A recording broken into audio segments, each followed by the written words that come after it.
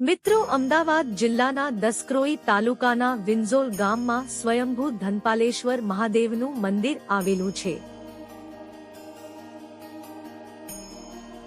અમદાવાદથી 14 કિલોમીટરના અંતરે અને લાલ ગેબી સર્કલથી વિંઝોલ ગામ તરફ જવાના રસ્તા પર આશરે 1 કિલોમીટરના અંતરે આ મંદિર આવેલ છે.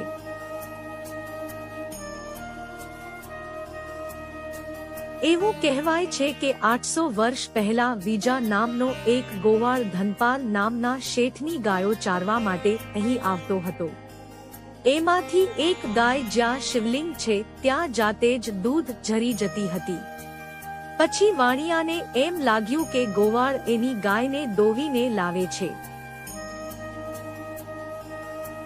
જ્યારે ગોવાળે કહ્યું કે હું વાણિયાની ગાયને નથી દોતો, એ તો કોઈ બીજું દોહી જાય છે. પછી ગોવાળે એક વાળની પાછળ સંતાઈને જોયું તો ગાય એની જાતે જ શિવલિંગ પર દૂધ ઝરી જતી હતી. પછી ગોવાળે વાણિયાને વાત કરી અને વાણિયાએ પણ જોયું. વાણિયાના જોયા પછી મહાદેવે વાણિયાને દર્શન દીધા અને વાણિયાએ આ જગ્યાનું નામ ધનપાલેશ્વર મહાદેવ આપ્યું. આ મંદિરે દર જન્માષ્ટમીની 8મ અને શિવરાત્રીના દિવસે મેળો ભરાય છે. એવું કહેવાય છે કે અહીં જે શ્રદ્ધાળુઓ દર્શન કરવા માટે આવે એ સાચા મનથી જે માંગે એ મળી પણ જાય છે. આ મંદિરના પૂજારી મહેશભાઈ વ્રજલાલ પાઠક અને તેમના દાદા ઘણા વર્ષોથી પૂજા કરતા હતા.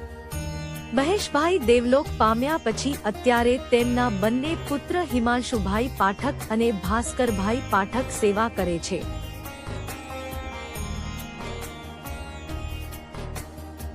મિત્રો, જો તમને આ વિડિયો ગમે તો લાઈક કરો, શેર કરો અને અમારી ચેનલને સબસ્ક્રાઇબ કરો.